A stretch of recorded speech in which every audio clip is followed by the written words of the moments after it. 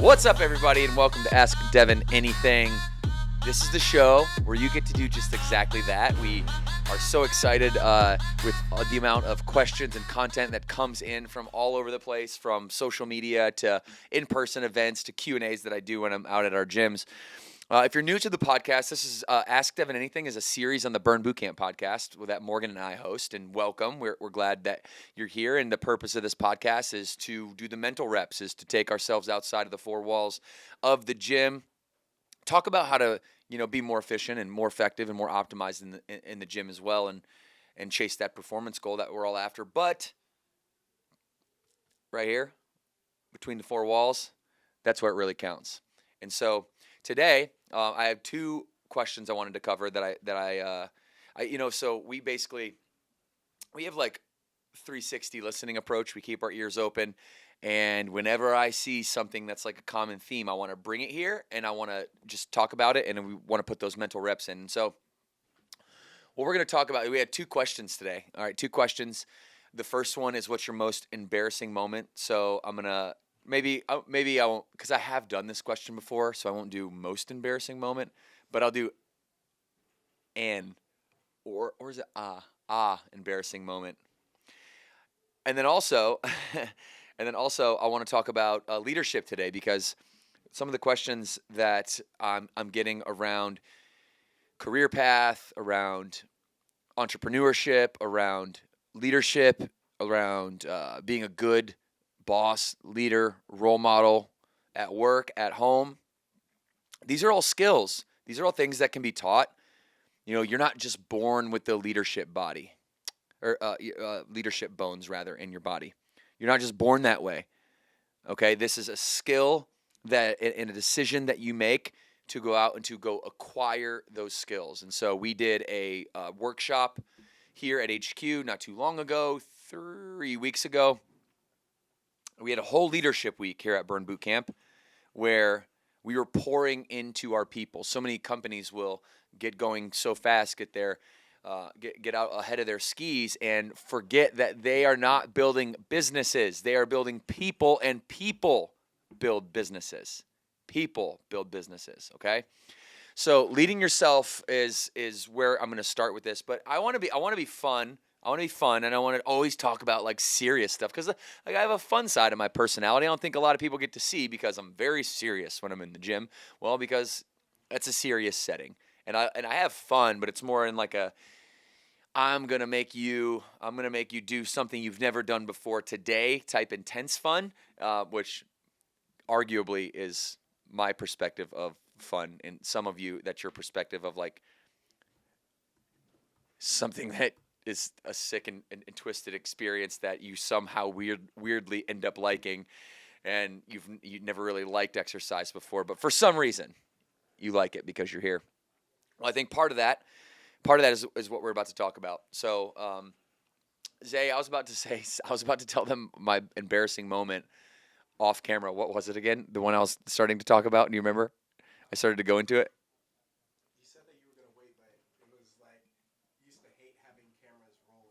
Oh, okay. So we were doing. I just started telling my embarrassing story pre-roll, and then I wanted to take it back and really. I thought, wait, I don't know if this video that I'm about to tell you guys is out on the internet anymore.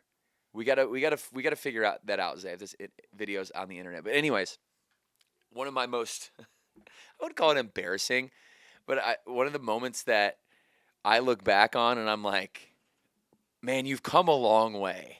You've come a really long way. That's like my optimistic way of looking at it, was a video, the very first promo video that I made. So like, I've always had this kind of theme in my life to where I never was the most talented baseball player, but I always worked the hardest. I didn't really know marketing or branding intrinsically. It didn't just come to me, but I just was a promoter. I would always have this bias toward action and toward doing things. And so I'd never been one to wait around for the circumstances to be perfect, and always believe that imperfect action is much better than perfect action. Because perfect action is kind of like you shoot 10 shots and you make 10. That's great, but I'd rather shoot 100 shots and make 80. And I'd rather be 80% but have 70 more shots made than somebody else. So that's been the way that I've navigated my life. And the very first promo video I made was ridiculously embarrassing. It comes from my very first personal training job, which was at a box gym called Lifestyle Family Fitness, which is no longer around, by the way. The pandemic, I think, came through and pretty much swept them up. But I had a great experience there because it's really where I cut my teeth in marketing and sales, and I did it under this really cool umbrella that my training manager, her name was Ashley. Shout out to Ashley. She really helped me. She really helped blossom and foster my my entrepreneurial mindset, despite the other trainers that were on my training team at that particular gym not liking what I was doing, because I was doing group personal training, the same thing we're doing at Burn Bootcamp today. I was doing group personal training, and I was charging less, but then making more overall per hour, and the trainers, they didn't like that. So shout out to Ashley for being a bold leader who saw the talent that I had and said, I'm going to give you an opportunity to go. So she did. And what that opportunity looked like was I still had to give them the vast majority of the cut. That's just how the world goes around when you work for box gyms in America, which is a story for another day, and a motivation of why Burn Bootcamp is different. But the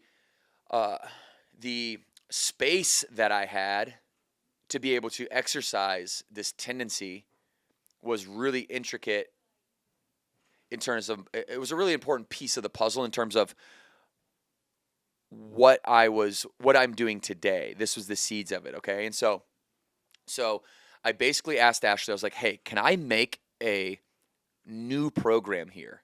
Can I make like my own thing by Lifestyle Family Fitness, right? Could I co-brand basically with you guys? And listen, you can keep the same cut.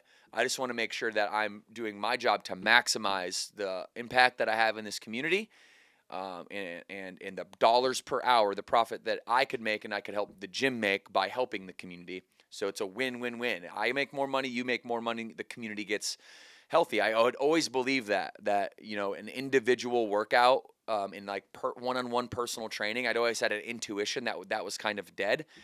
And it seems to be playing out that it's not completely dead. It's just becoming more of a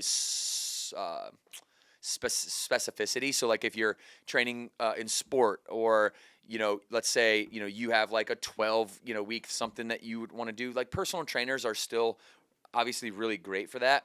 But what we're finding, and I hope what Burn Bootcamp is pioneering, and what I certainly know from my playing days, is that the team atmosphere is what really brings the two things out: the intensity, right? The intensity at which because you want to compete in a sense. Like, you're not competing against each other when you're on a professional baseball team. In a sense you are, but let's talk about college baseball team, because that's a better one. You're not competing against each other, right?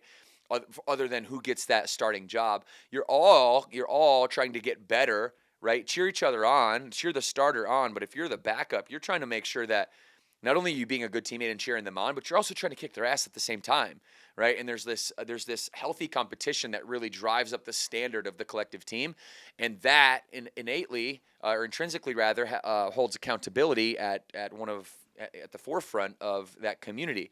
So when somebody else in the community or on the team isn't pulling their weight, isn't working hard, the rest of the team is able to say, hey, we love you. We need to win this championship. You told us you want to win this championship. We need you to work harder, right? Or we need you to execute better. And so I've always believed that the individual approach to fitness was not the best approach, not only from an expense standpoint, but from an actual results standpoint. So if I could double the results and cut the cost in half, essentially, that seemed like a pretty good business model to me. So I started doing this. And I had no idea, let's be clear, what I was doing. So I went to Hancock's, which, as you all know, is like the arts and crafts store. And I went and I bought, let's see, a tablecloth, paint. I bought a giant piece of carving foam. You can like carve shapes out of this carving foam. I bought this giant, and I had this idea to create a business within the business, and it was called Lightning 900. And the idea was like, hey, lightning was like a metaphor for intensity. It was always going to be really intense, and 900 was the target calories that we were trying to burn in 60 minutes.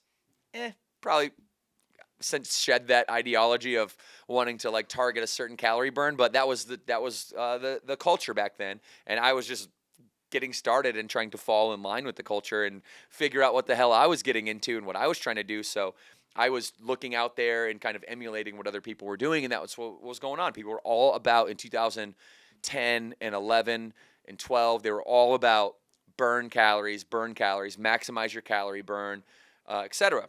Anyhow, so I went to Hancock's and I get all this stuff. I call it Lightning 900. I carve a giant lightning bolt out of this, and it was like literally all. It's like if you're watching this on YouTube, you could see it was like the size. It was like this big, right, and like this wide. It was like maybe 3 by 2 feet or 4 by 2 feet or something like that, in 3-dimensional. And then I got some fishing wire, and I took then I got a big sign, and I put Lightning 900. I put, it was class at the time because they wouldn't let me say anything else. So I said, get your first class on us. And I said us intentionally because I wanted them to know it was a group thing. And then I hung a lightning bolt right next to it, and I put a little fan on the lightning bolt, and because I wanted it to spin, so I put a little fan on top of the lightning bolt. You know, one of those little like automatic battery-powered fans, and it would propel the lightning bolt to spin like this in a circle. And I painted it bright yellow and bright red, and it really worked. And I put it kind of right front and center of when everybody would come in, and I would stand there kind of like we do at Burn Boot Camp today with like the blue carpet experience. When your burn ambassadors kind of stand we call it the blue carpet experience, right? We're rolling out the blue carpet for you, and when you come in, like our kind of thing is like, you shouldn't touch the door handle. Like you should get a high five, you should get a huge smiles, a huge welcome, your first name twice, and you should never have to touch that door handle if we're doing our jobs the right way and really rolling out that blue carpet for you. You should feel the music when you come in, like it should be a grand entry almost every single day. And so I started this back then, and I would just right up front in the lobby, high five people in between my different personal training clients, because I was still doing, 45 personal training clients, and then another 50 people ended up being about 50 in this, I hate saying the word, class. Ugh. Because it wasn't a class, okay? It wasn't what everybody else was doing. It was much, much, much different. It was personal training in group setting, personal training. And so I started executing on this. We did 5 a.m. class and a 5. Somebody's going to clip this out. I'm going to start saying camp. Somebody's going to clip this out and make me do burpees. Okay. We did a 5 a.m. camp, 5 in the morning, 5:30, and then a 5:30 p.m., okay? And then in between and after that, I would have one-on-ones, okay? And so I would be in the gym from pretty much 4:30 a.m. to like 9:30 p.m. every single day. All right. So we go for like 3 months, and my theory starts to play out. Like we're executing at a really high level. I'm like a coach, and I'm training a bunch of moms who have never been on a team like this before. They're like, oh my goodness, like this is what it's like to be on a team that's, all has a common mission and a common language. And they were just fired up about it. They would tell me how fired up they were about it. They were so sad when they found out I was moving to North Carolina. But we'll go there in a minute. And the embarrassing story was the first promotional video that I made, all right? The first promotional video that I made for this very first kind of pre-rendition of Burn Boot Camp called Lightning 900. This embarrassing video I made, all right, I hope proves to you that you should shoot first, ask questions last if you want to be successful, that you should just have a bias toward taking action, imperfect action, rather than making sure that everything is so tight and perfect and analyzed and the right way to do it before you take any action at all. I know so many people who paralyze themselves and don't take any action because they're overanalyzing things. I don't overanalyze anything. If I have an idea, I listen to my intuition. I go for it, all right? And so 3 months in, I was having incredible transformations already. The team atmosphere was working. People were happy with the price point that they were paying for it. And I was getting 50 people in the morning and 50 people in the evening. And so I decided to make a video, okay? And I decided to make a video once I knew that I was going to go start my own business, move to North Carolina, and build on the momentum that I had had. Yes, my members were super sad, but I promised them that I would bring back a Burn Boot Camp in Naples gym, and we did. And a lot of them ended up joining and are still members today. So, told you, I got you. I got you. And and so in preparation for moving to Charlotte, I knew that like I said, I was not innately a marketer or a brander, a branding mind. I was a promoter though. I knew how to be scrappy and I knew how to tell stories. And I heard this one thing and it like resonated with me. It was information tells and stories sell. Information tells and stories sell. To me, that was like everything that I needed to know. Then that's like literally to this day, the philosophy that I have is I'm not trying to tell anyone anything. I'm just trying to share stories of my own life, share stories of our franchise partners, our trainers, our HQ members, share the stories of Burn Nation, and share the story of the brand overall. I'm not selling anything.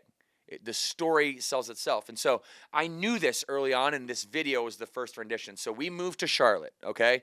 I know that I'm going to move to Charlotte, so I get my camera out and I take a bunch of what we call B-roll. B-roll is just film, right? Film that you can use later as a layer to a video. All right, I knew I had, Adobe Premiere on my computer, and I could use it at like its, most fundamental elementary level, right? Just like going to YouTube and watching a few tutorials and like figuring it out, getting scrappy. So I put together this promo video. I do 3 layers to the video, okay? The first layer was the B-roll. The second layer was testimonial interviews. The third layer was me direct address to a camera, similar to how we're doing it right now. I cut all these videos together, okay? And we made it in our uptown Charlotte apartment when Morgan was still working for Kellogg's. I was, during the middle of the day, I'm sitting around, in our little tiny 4th Ward Charlotte apartment making these videos, just trying to put it together, okay? And so I take thumbtacks and I pin a black sheet to the ceiling with thumbtacks into the drywall to have a backdrop, all right? I set up a tripod. At the time, it was like a Sony camera tripod before the iPhone cameras were really good. This was 2011, 2012, early 12, like January, February. And I write out all these scripts, okay? Because this is the first time that I'm ever addressing the camera. And so I'm nervous as heck. It takes me probably to get one little script done. It takes me, it was maybe a 100-word script or so. It took me 2 hours to get a 100-word script done. I've done already 650, 750 words just in the first few minutes of this podcast, right? And so I've come a long way, and the first one was so embarrassing now that I look back at it. Although I'm proud of it, I'm not ashamed, right? Embarrassment is not shame. So I'm not ashamed of anything in my life. I'm always proud of the mistakes and the failures that I make, and also the successes and the triumphs that we have. And so, but the embarrassment came in the form of the following. So if you go look at this video, okay, here's the frame, and I'm gonna pretend like I'm doing it right now. Maybe we can get this video, Zay, and we can like cut it in with this, and we can make a little story here to post on IG or something. But okay, so I pretend I'm looking at you, and okay, so in the bottom right-hand corner of the screen, it's hot in Charlotte, and in my apartment especially. It's stuffy. It's like hot. It's a nice day out, maybe. I don't know what it was, but it was hot. It was like 80 degrees in my apartment, and so this script that I had, all right, I put it on a piece of tape on it, and then I put the script. I taped it to a back of a chair, the high side of a chair, and I put it right next to the camera because I was going to read right off of it, and so. 2 mistakes. One, I didn't realize how obvious it was going to be in retrospect that I was literally reading with a stiff face and stiff lips every word like this. Hi, my name's Devin, and welcome to. And I was doing all these weird head movements, and I was trying to play like I wasn't reading the script, and I didn't know how to do that yet. Like, nowadays, nowadays I could put a script right here and I could read it and you'd never know. You'd never know I was reading it, which I don't do that almost ever because it's really uncomfortable for me. But not only was I reading verbatim off this script and was so obvious, to make it even more obvious, I turn a fan on because it's so hot. So you have this background ambient noise and it's all like, the low fan murmur, and you can kind of hear it. But more importantly, it makes the script that's on the back of the chair flap in the bottom of the screen, and you can see the script flapping in the bottom of the screen just to make it more obvious that I'm reading off the script. And I thought other than that, I thought I did a pretty decent job with the video and like layering in the other parts of it. I didn't have any audio experience or know how important that was going to be, so the audio is all over the place. But it's like my first video I ever made. I made it all myself. I didn't hire anybody. I just was like, Tony Robbins wrote in his book Personal Power, when I was trying to come up and just figure out like how the hell to do this stuff. He was like, hey, sometimes you're the only one that's going to believe in you. When you don't have any resources because nobody's given them to you, you don't have a family, you don't have any background, you don't have any money, you don't have any connections, you don't have any resources, you still have one resource, and that resource is resourcefulness. And I was like, bingo. That's basically saying you can't have any excuses, right? There's always a way, right? If one door closes, the next door, if you're looking for it, will open for you. And there's no such thing as just getting shut off and shut down. You can get the door slammed in your face. There's an infinite amount of doors, infinite amount of possible pathways for you to take, an infinite amount of strategy that's at your fingertips if you just believe that resourcefulness is the ultimate resource, right? So this has literally been my fundamental approach to life, to business especially, is to take imperfect action now. Do it quickly. I think we did a podcast a couple weeks ago in this show talking about one of the philosophies that I have. Do it now. Do it now. Like, don't wait. Like, don't write down on your to-do list, email somebody and ask about that thing. Email them right now and ask about that thing. And at the same time it took you to write it down on your to-do list. So just an example. So embarrassing moment. Hopefully it is a lesson in action for you. That's what I hope. And if that's not out on the internet still, we got to get that one back. I've over the years I've kind of unlocked and reopened the videos. We have this YouTube channel, and it's my YouTube channel, and we have this section of it called the Vault. And I have like every video in there from forever, like from back, like that was the very first one, and every video after that. And the reason I hide some of them, it's not because I'm embarrassed by it by any means. I'm like if you know me well, you know how transparency and trust are, the nucleus of my personality and my character. The reason I do that is because some of those older videos, they get hundreds of thousands of views, some of them, and some of the new stuff that we're coming out with, that is a reflection of the Burn Bootcamp brand as it sits today in 2023, get undermined by those old nostalgic videos. And so we put them in a vault so that we can have them and then bring that stuff up into the new contemporary so that you can see the contrast. And so just a quick little explanation there. And the answer to your question, Devin, explain to us one of your most embarrassing moments. So looking back at that video, seeing the paper flapping in the corner, watching how my eyes are darting all around the room, no camera skills, weird little head movements. It just reminds me of how far we've come, and I'm very proud of it. But also, I would be lying to you if I didn't tell you that I'm slightly embarrassed when I watch it. And I get those like weird feelings like, oh, look at this idiot. And I jackal inward and I talk all this stuff to myself like, should you really be showing this? And, we do that as humans. That's natural. And I've had enough bouts with that inward jackal nature, that inward critic. I've had enough bouts with that entity to realize that that's not me. That's another force trying to impose. It's the force trying to impose its negative connotations or negative tendencies on me, and I won't have it. I'm not going to have it. I'm my person. You're not me. You random thoughts. I have no idea where y'all come from. You just showing up out of nowhere trying to tell me what to do. I'm not embarrassed. I'm proud. But hopefully that's a story you guys can remember.